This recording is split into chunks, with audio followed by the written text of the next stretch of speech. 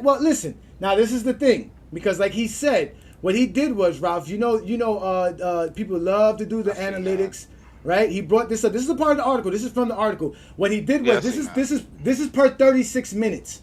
So this is where you get the whole 82% higher rate that Michael Jordan had from home to road differential. But it's by 36 minutes if you do that. It's really by 36 minutes. That's how he did it. But these are all the highest disparities in the 36 minutes that won Defensive Player of the Year those years. And as he stated, Michael Jordan has the highest. This is what sparked him to do the investigation. This what made him say, well, damn, let me go look at it, because he was like, damn, how frequent is this in the league? And how frequent can we understand what's going on?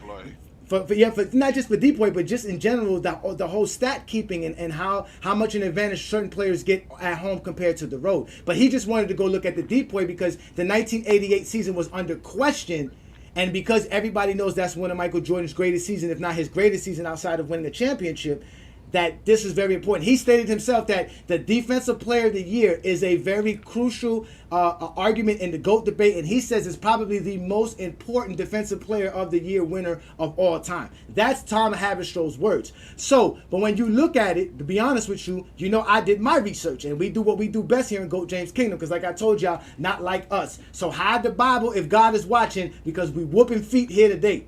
Listen here. Michael Jordan had 165 steals at home games, and he only had 94 on the road. He had 84 blocks at home and had 47 blocks on the road. That is an average of 4 steals and 2 blocks per game for Michael Jordan during his home games in 1988.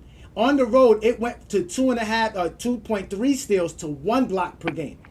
Michael Jordan had 31 games where he had 4 steals or plus. 25 of those were at his home floor.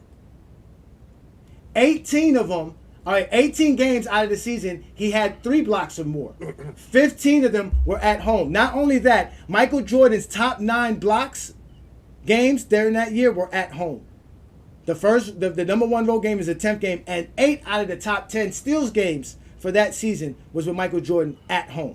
So this is what was going on with Michael Jordan when we talk about home and road. Now, Craig, you brought up 1987. 1987 did not have that big of a disparity when it comes to the home, even though he did have a home one, but it wasn't as large as it was in 1988. So that's what Tom Haverstroh basically was saying, that, damn, let me go do my research, because, again, he understands the Zesty Jeffries. He understands this. You talk about Michael Jordan, you better be prepared. So this is what he went on and did. Let's let him go ahead and explain how he had to go talk to a scorekeeper, and the scorekeeper helped him understand a little bit about how they score the actual stats in a game. Like, that might be just statistical circumstance. But then I talked to a stat keeper for Pablo Torre Finds Out, the show over on Meadowlark Media. With Pablo Torre, I reported out a story with a former stat keeper with the Grizzlies. And in the late 90s, with the Vancouver Grizzlies as the expansion team, he admitted to inflating home stats for the Vancouver Grizzlies. This is the Bryant Reeves Big Country Vancouver Grizzlies. This is the Sharif Abdul-Rahim Vancouver Grizzlies. And he said on the record that it was part of the league culture. That he went to a stat keeping convention in Detroit, and they all got together, and he came away from that meeting understanding that there was the power of the star treatment. And so we had a stat keeper was like, yeah, homer bias, it's a real thing. League. You said league-wide. Yeah, he did say that. It wasn't just Jordan. Everybody done cheated. Fuck the NBA. I'm going back to the NFL. Okay, you're right. He did say that. Now, he did say that. So, again, like a true journalist that he is, he said, I need to do more of a research. So this is what he did. Let's pay attention. He went further, y'all. It wasn't just that. Let's listen to Tom Haverstroh continue to explain his investigation. Well, I wanted to make sure I was being fair here and wanted to look at, like, Michael Jordan versus his peers. Did they have a statistical difference in the blocks and steals as large as Michael? Was this just like common practice around the league that Michael Jordan had 80% higher rate of blocks and steals at home than on the road? Like, he averaged 4 steals a game at home in that 88 season, and it was almost half that on the road. Same with his block rate. So it was about double at home than on the road. And looking at it, no other player in that year had nearly the same rate of inflation home road. In a world in which stat keepers aren't facing the ridicule of social media, where if you do give a generous stat to someone, it's not going to be flagged and ridiculed on Twitter within seconds. All right. So listen. So he explained it, right? There are some home disparities between the home and road for players, and obviously there was a lot in question. He even brought up some good things, right? He even mentioned how between Wilt Chamberlain and Bill Russell, they have I think 26 games with 40 rebounds or more. All those are at home for both of them. So they don't have no road games where they had over 40 rebounds within a game. So he mentioned stuff like that. He brought up a lot of different scenarios about all of that. So Brandon, let me get your take on it. Let me start with you. What do you think about the idea that these statisticians are able to just,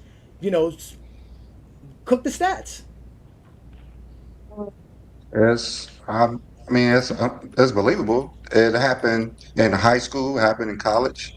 Players get certain stats that they didn't get. I've been a part of it. Yeah. So doing it in NBA when no one's watching you, now it's different. Like, they're on top of it. But before, no one's watching you. No one's watching the games. Even now you have to go dust them off to actually see them. So it's not a shock. No one's seen Bill Russell get all those rebounds. No one's seen Michael Jordan get all those steals and blocks. No one saw that 100-point game, but the whatever people that was at that game. Yeah, no one saw it. So we have to go off of what someone else said, even if it's true or not. Like, there's footage out there. There's footage out there that you can see.